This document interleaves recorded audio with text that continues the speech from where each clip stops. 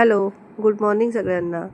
मी माझ्या कामावर आली आणि माझ्या जेवणाच्या कामावर आल्यावर आज फ्रायडे असल्यामुळे लवकरच चहा ठेवला पहिला तर. कारण की फ्रायडे असल्यावर जास्त काम घरी वाढलेलं असतं आणि सगळं काम करून मी माझ्या कामावर आल्यावर चहा बनवला, मस्त चहा घेतला आणि इथे मी बनवली होती व्हेज बिर्याणी. खूप छान अशी व्हेज बिर्याणी बनवली आणि आलूचे पराठे बनवले पातळ असे. लस्सी बनवली, सगळं जेवण व्यवस्थित बनवून झाकून मग निघाली. तर ताई आणि जोचं खूप मस्ती वगैरे चालली होती. जो हा खूप छान असा हा दिसतो आणि खूप मस्त असा हा डॉग आहे इथे तिचा.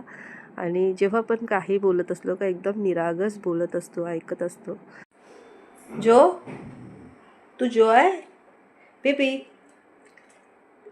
जो तू किती क्यूट आहे, बघू शकताय तुम्ही. आणि त्यानंतर घरी आली आणि घरी आल्याच्या नंतर मग खूप दिवसाच्या नंतर फिशवाला आला होता आणि श्रावण तर सुरूच आहेत, पण नरेश आणि आर्यासाठी घेतली. मग इथे कोळंबी घेतली होती आणि पापलेट वगैरे घेतले होते.